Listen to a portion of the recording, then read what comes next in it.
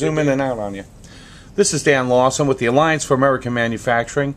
I'm in Eufaula, Alabama, and I'm at the medicine shop with the pharmacist and owner, Jack Parker. How are you today, sir? Doing fine, doing fine. And how long have you owned this business here in Eufaula?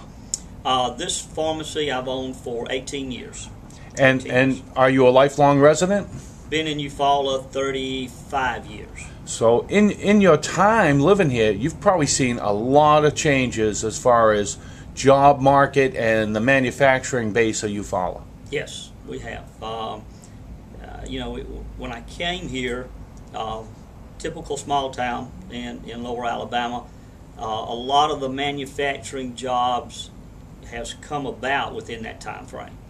And then subsequently, a lot of jobs have been lost, in that time also. What type of industry did you see move away from this area?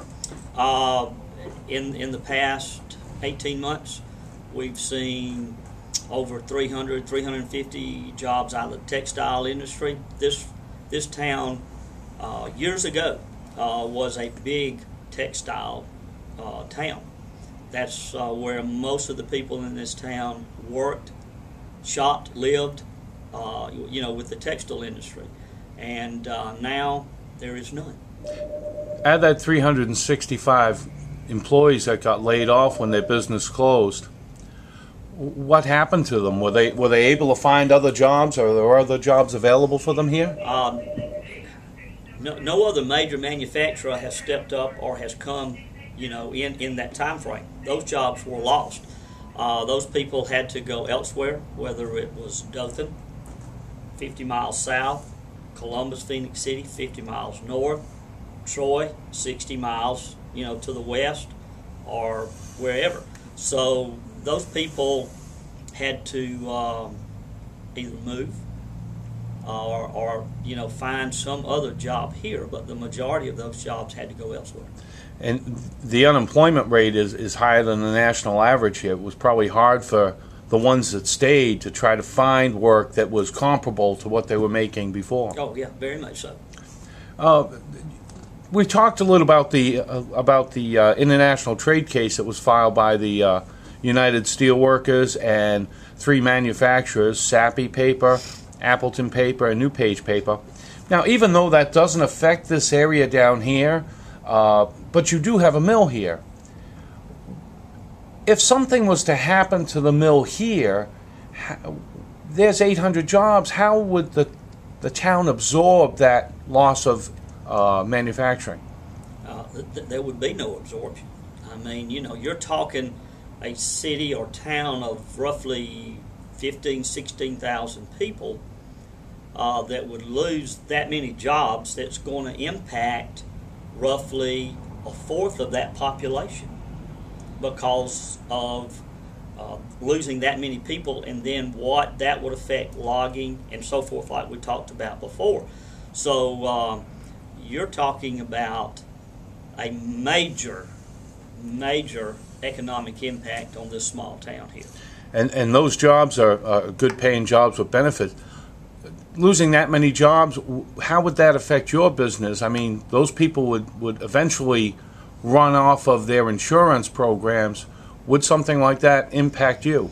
Very much so, because as most people well know, everybody pretty much has an insurance card.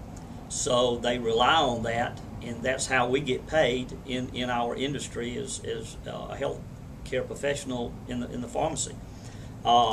So therefore, with those 800 jobs gone, that insurance gone, logging gone, and then right on down the road, which most of those have some type of insurance, then it's going to impact us in that people are not going to be able to afford their medication. What are they going to do? Are they going to have to rely on some type of welfare system? Then that impacts the state and right on down the road.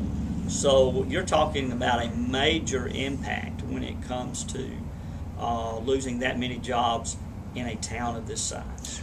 So basically, that many jobs, when you factor in the ripple effect of all of that, would really be taxing on the community to to try to step up and make sure those people all continue having very services. much so. Yes, I mean, you know, a small town like this struggles anyway, as far as you know, with the economic. You know, we're constantly trying to get industry in here, so we're competing against larger cities, Phoenix City, Dothan, Columbus, trying to get industry in here. So, and we pick up small industries here, there, and yonder.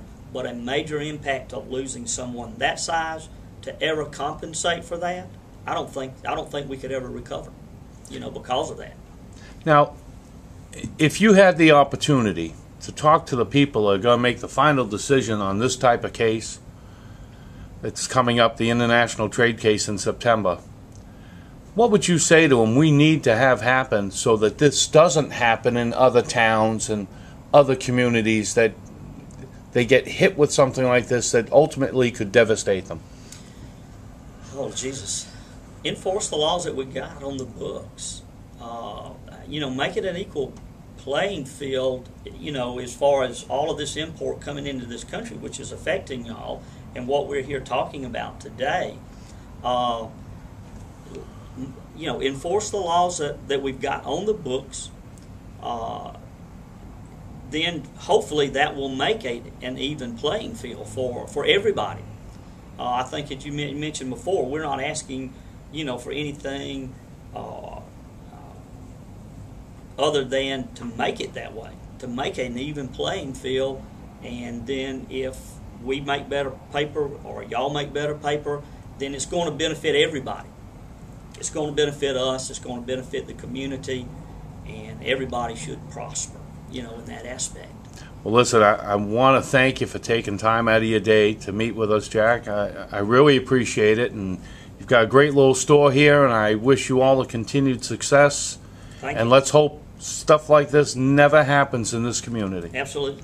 I appreciate it very much. Thank you very much.